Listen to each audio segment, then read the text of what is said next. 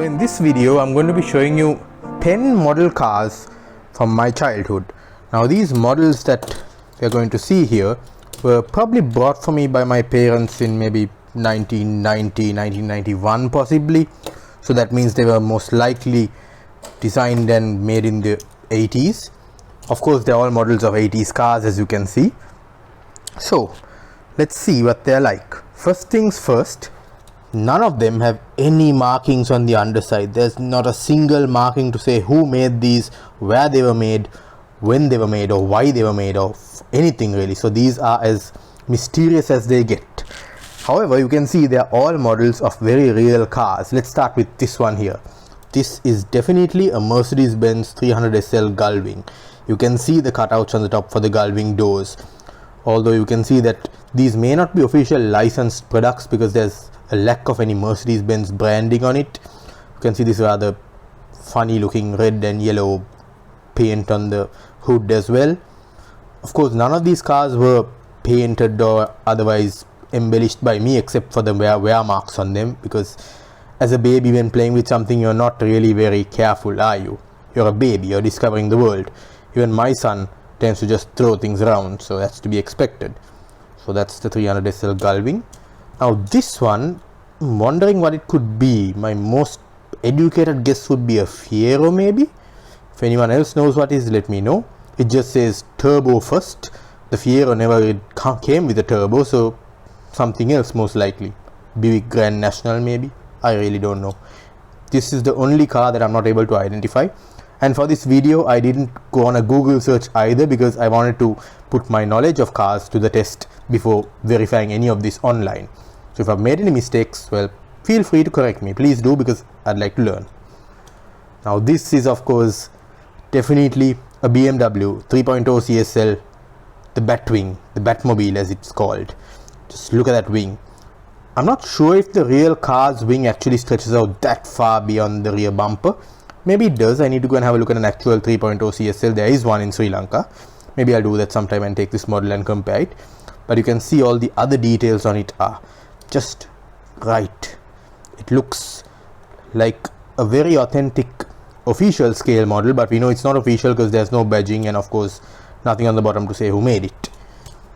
Now this is interesting because it actually says what it is here. It's a 300ZX turbo by Nissan. So even though it doesn't say Nissan on it, it still has the model name on it. And of course the 300ZX came in naturally aspirated and turbo form, so this claims to be the turbo variant. Once again, on the bottom we see it says 300ZX turbo. Now that's interesting, but it doesn't say who made it or that it's a Nissan for that matter. So identifying that's pretty straightforward. Now even this one says what it is. It's a Di Tommaso Pantera, a beautiful car, absolutely beautiful. Just look at it. An Italian car with an American V8. That's what the Pantera was really. And nothing on the bottom, you can see there. It's also gone through quite a bit of wear and tear. It is a GTS. They did do a GTS model of the Pantera, so that's accurate as well. Put that aside. Now this here is clearly a model of a Ferrari 365 GT4. Although it doesn't say Ferrari or any of that anywhere. We know that Ferrari is very fierce when it comes to copyright protection and has been for as long as anyone can remember, so I'm sure the makers of these cars didn't want to attract the ire of the Maranello squad. You can see the wheels. Interestingly, it's got a different front wheel there. I don't know how that happened because this model has never been opened up, so most likely they made a mistake at the factory. You can see it's also got a bit of a stance to it. That's because as a child I've definitely most likely stepped on this or pressed on it too hard, but it does kind of roll. Okay, let's get that out of the way. Now this one, Lancia Stratos. You can't mistake that shape, that central cabin, that wing for anything else other than a Lancia Stratos. Another beautiful model. No make or model or any markings on it, of course. And they've kind of tried to do a Martini livery, I suppose, but it's not the correct colors. Once again, like I said, these are most likely not licensed products, so they had to be a bit careful. This is definitely a 63 second generation Corvette split window. The split window only came for 63.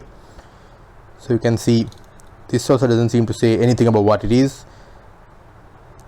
and it's got some red and orange stripes there with the number 18 on it. I don't know what that's supposed to signify. This is most likely a BMW E30, but interesting detail there. Is it a coupe? Is it a convertible? What is it? As far as I remember, the model came like this with the rear seat open like that, but a metal half roof of sorts with what looks like a massive sunroof. I don't think any car in the 80s had a sunroof that big. Well, certainly they didn't have technology for panoramic sunroofs back then, I'm guessing. So this is another interesting little curio. No markings. Finally, let's have a look at this. Looks like a Mercedes W126. We do see a Mercedes star minus the circle around it, so they have been playing it a little daring there. No other markings though. And you would have noticed that all these cars don't really have headlamps or tail lamps picked out on them. I suppose in those times that's what went through. But they do all roll very nicely. Oops, that was a bit of an accident. Pantera got a bit excited there. And well, yep, all of them roll very nicely. And as a kid, they've been in many crashes. So there you are. If you found this video interesting, I hope it encourages you to go and dig through your storage and see if you've got any cars like this in your toys from your childhood. And if you do, well, have a look at them, see what they're about, see what they're like.